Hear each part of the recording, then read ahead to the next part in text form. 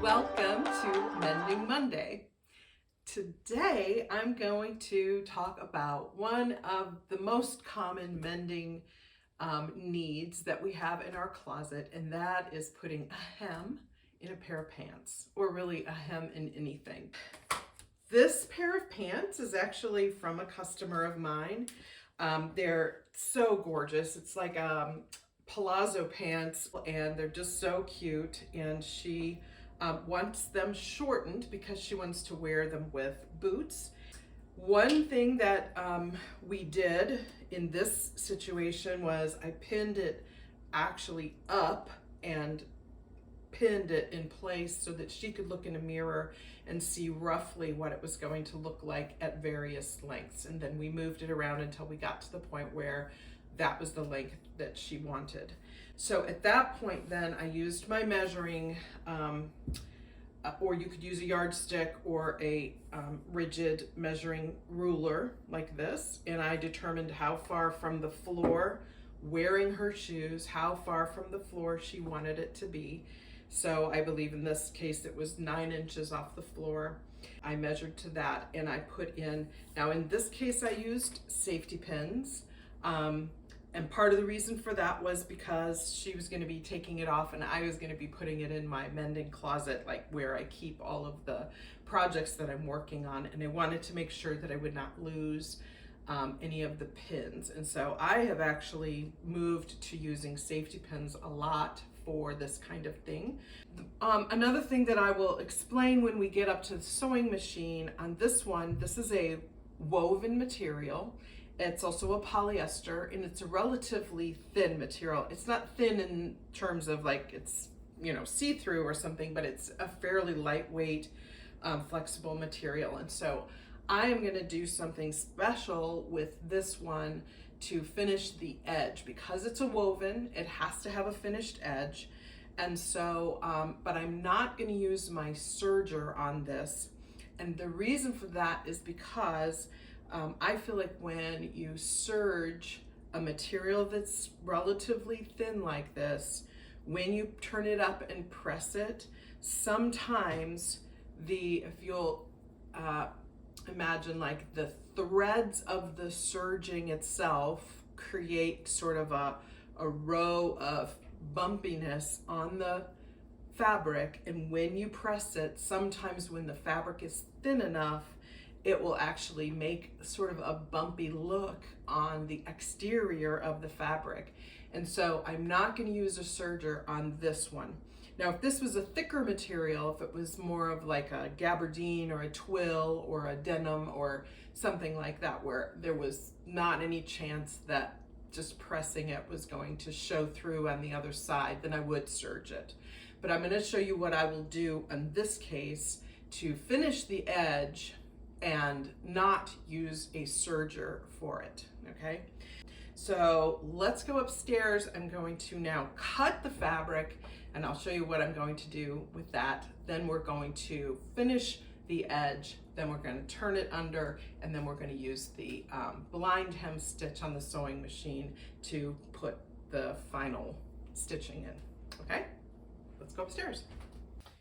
Okay, so here we are, getting ready to make the cut on our pant legs. And so some of the tools that I'm going to be using for this project, I've got my see-through ruler. I've also got my seam gauge, which I'll be using in a minute.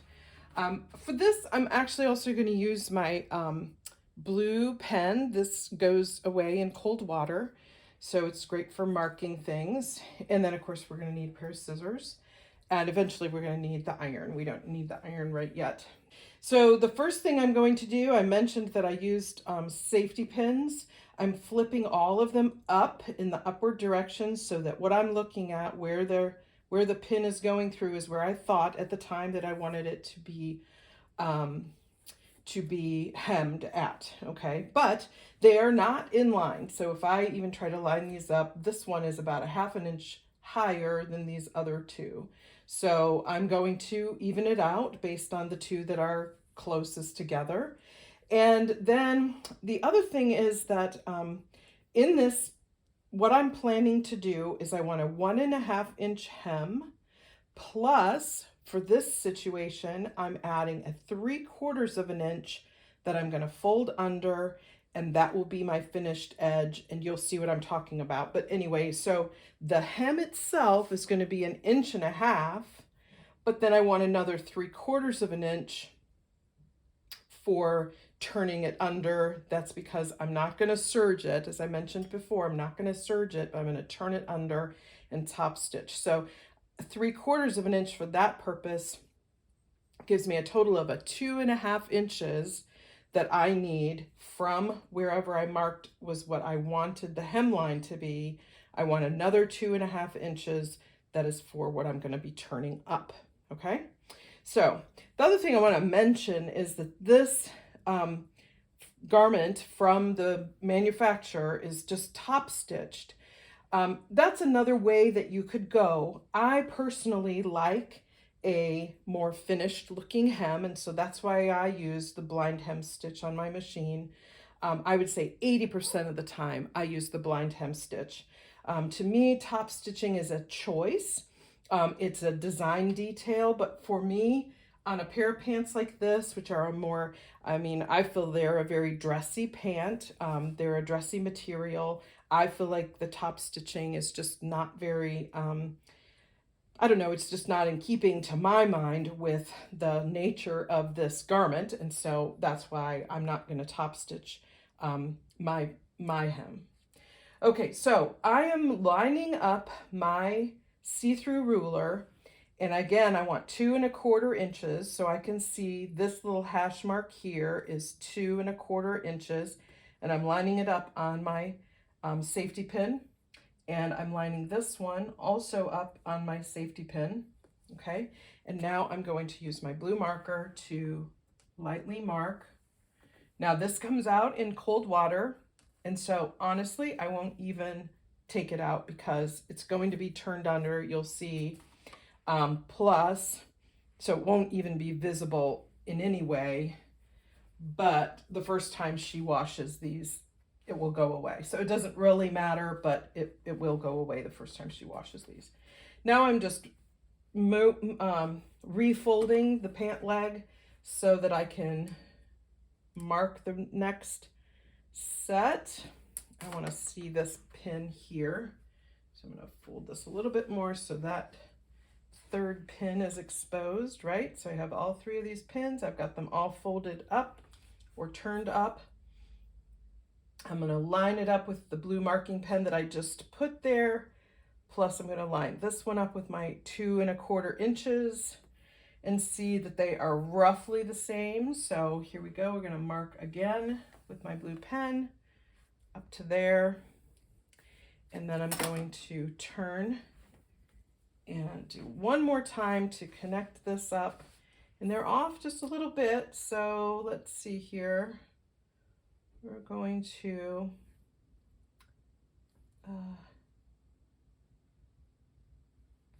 line that one up.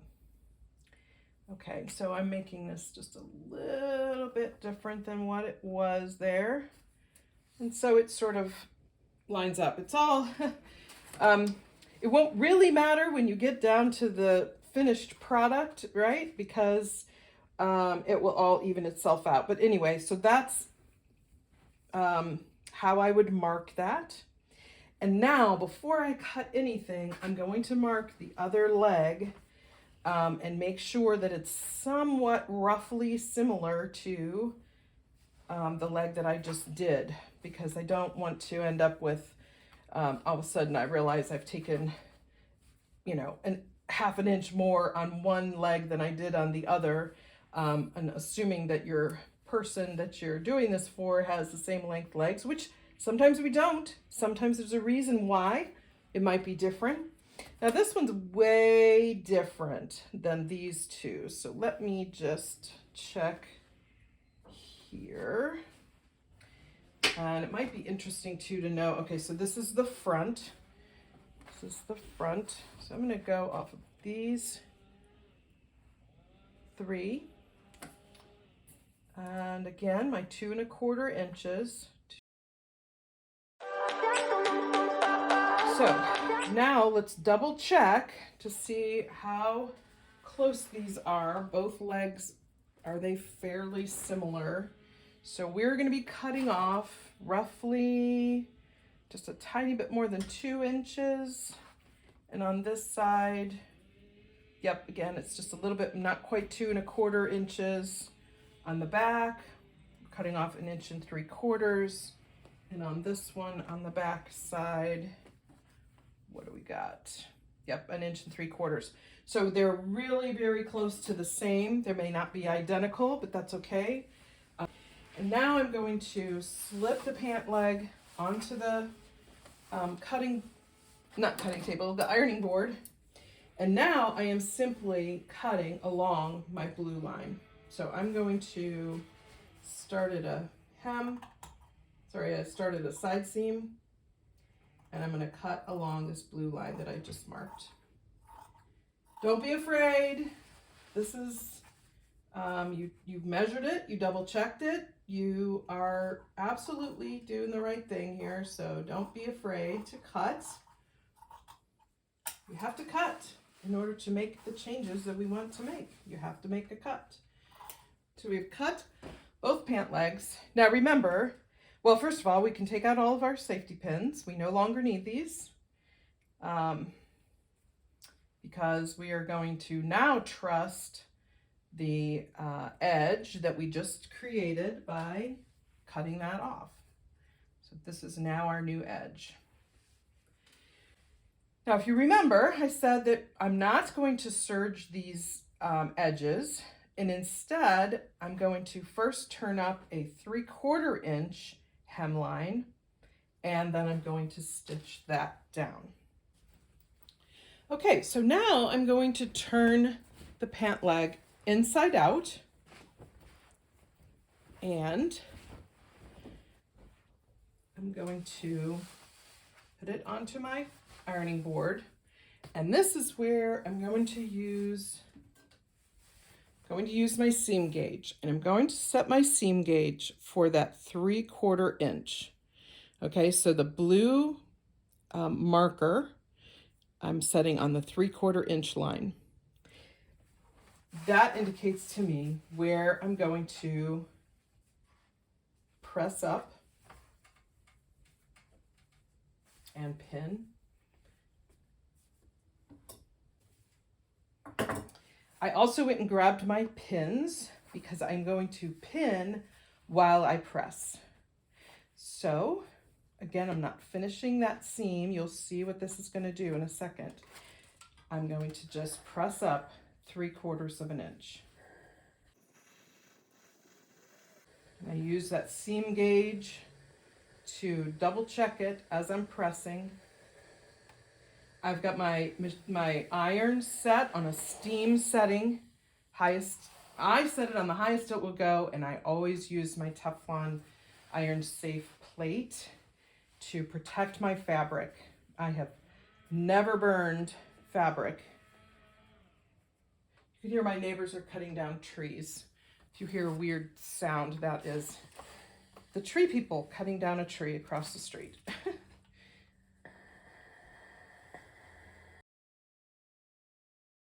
Okay, and now I'm just going to go around. I'm going to put a pin every now and then along the way to hold this in place. You will learn about me that I love pins. I pin everything because I feel like it makes the sewing part so much easier when what you're wanting to sew is held in place by a pin. So I do a lot of pinning and I do a lot of pressing. So we're going to do exactly the same thing. I'm not going to record it, but I'm going to do exactly the same thing on the other pant leg. Again, just turned up to the wrong side of the pants.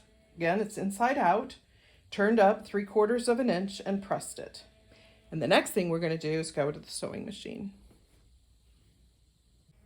Okay, so now we're at the sewing machine. I have put into my I've changed my thread into something that is a good coordinating color. So now I'm just going to essentially top stitch And I am going right along this folded edge, about, well, how far is that? I'd say I'm somewhere around 1/8 of an inch to 1/4 of an inch from the raw edge that I'm just top stitching along. You see, as I'm going along in places there might be a little bit of puckering, I will stretch this just a tiny bit. It is a woven material, so it really doesn't have a whole lot of stretch, but I can kind of stretch it to make sure that everything fits in there. And if it doesn't, I have a little, this is actually just a skewer from the grocery store, but it's a good way to hold down things as it's coming along towards my presser foot, to keep things held down flat where I want them. Okay, so I am just going to do this stitching. As I said, it's very close, about 1/8 of an inch there from the edge of the raw cut edge, and it's just, you know, holding down this part.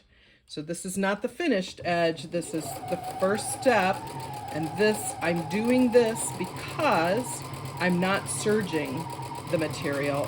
This is instead of serging. So this is essentially my finishing of this edge.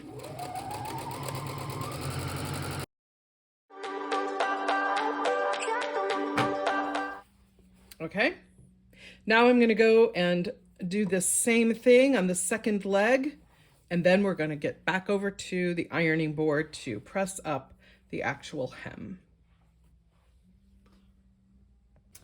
Okay, so we have now sewn both pant legs up just that 3/4 of an inch, and I have hopefully I've moved my camera angle here, so hopefully you can see better the pressing of the final part of the hem. And again, on this one, I want the hem itself to be 1.5 inches wide. So I'm moving my seam gauge to be set at 1.5 inches. Okay. And I've still got my pants inside out, and I'm turning now down the 1.5 inches. And I'm going to use the seam gauge to get myself situated here at right about 1.5 inches. So I usually start at a seam line, and again, we're going to press.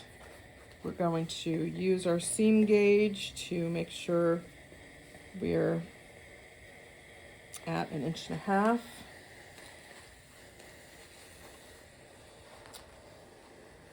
Does want to slip off the ironing board.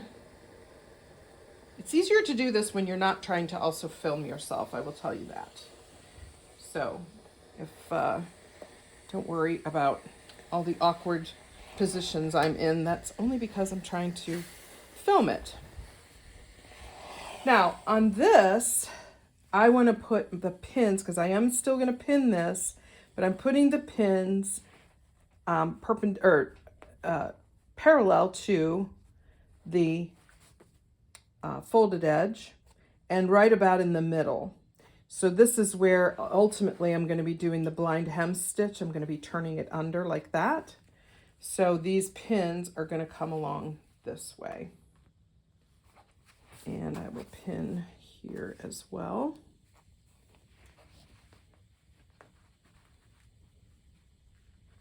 And then I'm just going to move along, still doing the 1.5 inches, pressing it down nicely. So I just love the seam gauge. It is such a great tool to have handy.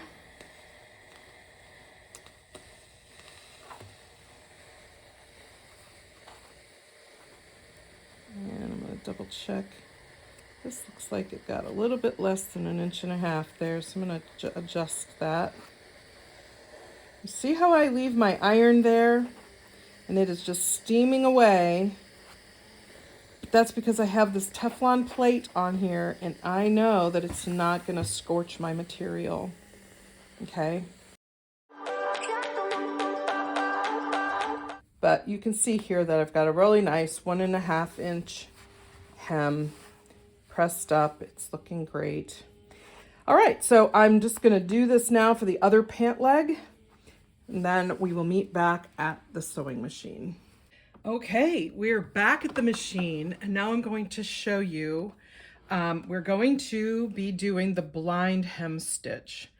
Let me see if I can zoom in on this. Right. On my machine, the blind hem stitch is this one right here. Okay, so it stitches along straight, and then every maybe 5 stitches, it does 1 zigzag over, and then it comes back and continues on straight, and then it does 1 zigzag over. Okay, so that's on my machine, the button that does the blind hem stitch. I can almost guarantee you that if you have a zigzag stitch on your machine, you have a blind hem stitch. It is one of the most common stitches that I use just very regularly. So I'm pretty sure you will find that you have a blind hem stitch. Let me get this set back. Okay, and so we're setting it on the blind hem stitch. The other adjustment you might need to make, and this you can only know for sure if you need to do this once you get started, is you might need to make your zigzag here, your zigzag width a little bit wider in order for it to, what I'm going to call, bite into the piece of fabric that is where the blind hem is going in. Okay, so when we get stitching along, I will show you what I'm talking about. And then finally, at least on my machine, I have a special foot that even when I push this button, it'll tell me it wants it to be the D foot. So the D foot looks like this. Let me see if I get this in the... Okay, so that's the D foot, and it has a little bit of a ridge right here as it goes along. And so that allows me to have, as my machine is coming along, there's going to be a little bit more thickness on the left side than there is on the right because the way our hem is folded over. And so that's why we're using that. Now my old machine had a foot, it had actually a little thing that you would add in that had a, it was like a metal piece that went up and down. So you may have something that looks a little different than this, but if you look at your, either your user's manual or find a video for your machine about doing the blind hem stitch, you may be able to find exactly what you need to have in order to do the blind hem. So I'm going to change out this little die. I want to also make sure it's very clear that everything that I did up to this point, all of this turning under 3/4 of an inch and stitching that was all because I'm working with a woven material. Okay, and it's also because I'm working with a woven material that's relatively thin. So if I had a knit, all you would do is cut the 1.5 inches and then just do the blind hem. Just fold it up, press it like we've done, and do the blind hem, because a knit isn't going to fray, so you don't need to do all this extra stuff. Likewise, if you have a woven material that's thicker than this material, then you would just cut it at 1.5 inches and probably either serge that edge, or if you don't have a serger, you might zigzag that edge.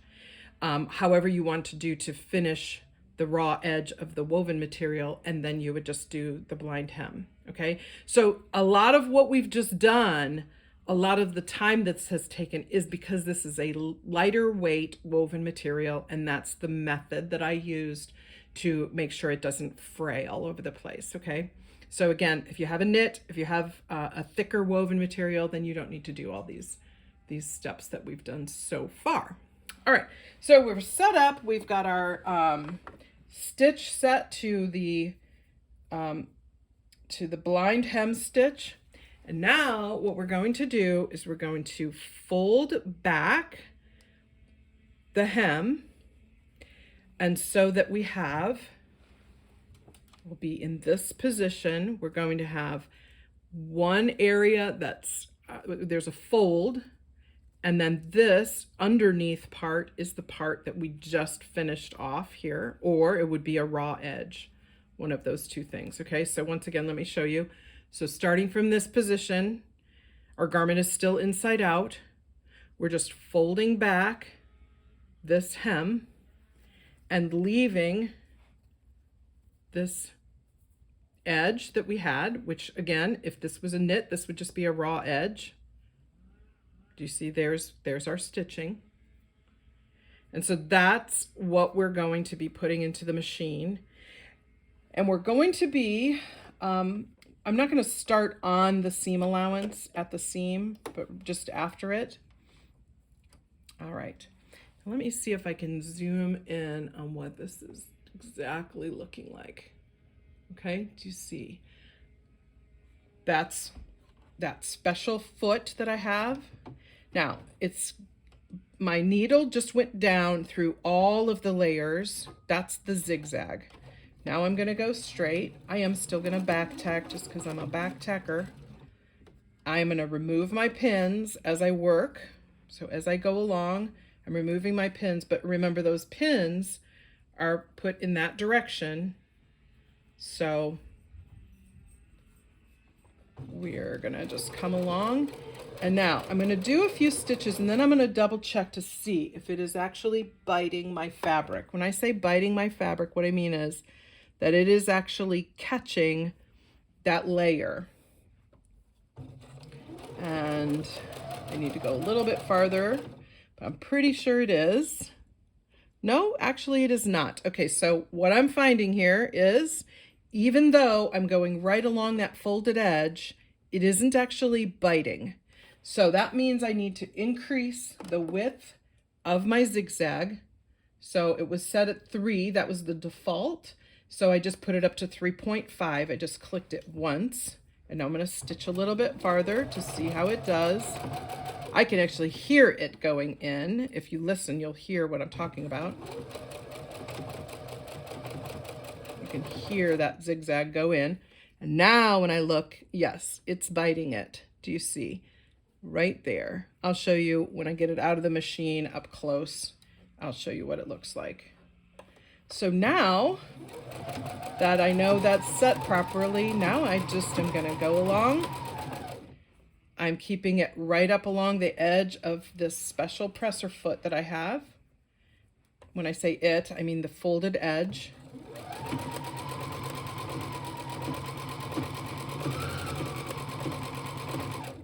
Okay.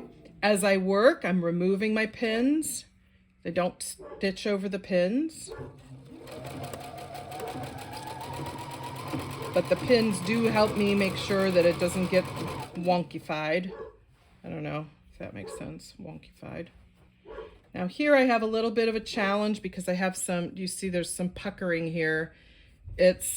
I'm going to just sort of work it along with my fingers, making sure that it's getting in there. That sometimes happens because your pant leg is probably not completely straight up and down, right? It's maybe tapering a little bit, so we might end up with a little bit of excess material that just needs to be sort of wiggle wormed its way in there. And that will show up mostly on the side seams, believe it or not. But we just, as long as it's not too huge of a difference, we just sort of stretch and fudge it in there.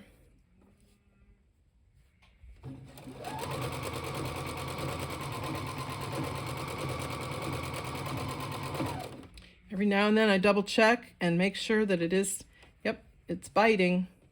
See, just that one little extra push on our settings that allowed it to actually catch the fabric.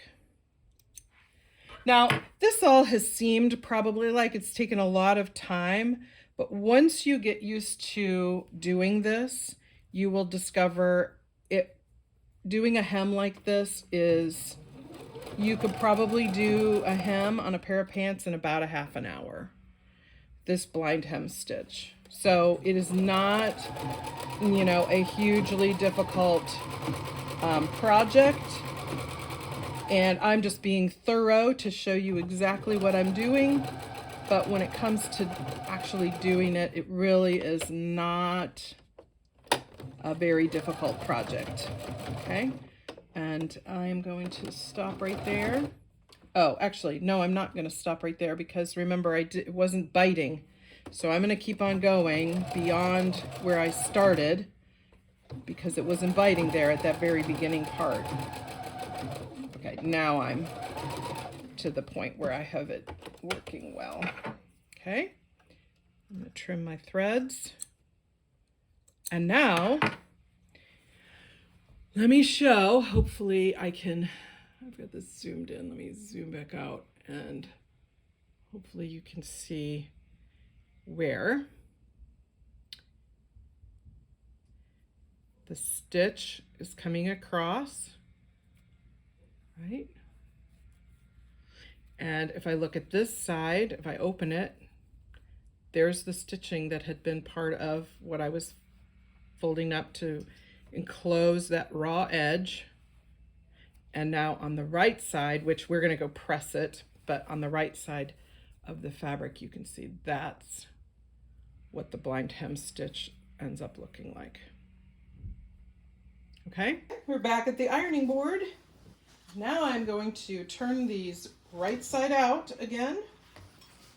And we're going to just quickly press the hem. Now that it is finished, we're going to just quickly go around and press the hem in place. That allows the places where this invisible or blind hem stitch has taken its, what I call its bite. It allows us to flatten that all out and make sure that there's no puckery looking.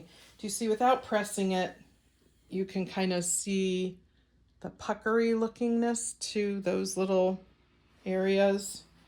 And once it's pressed, those are opened up nicely and really become sort of pretty invisible.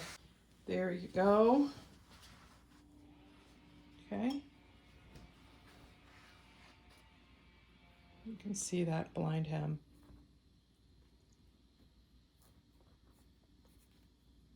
So nice.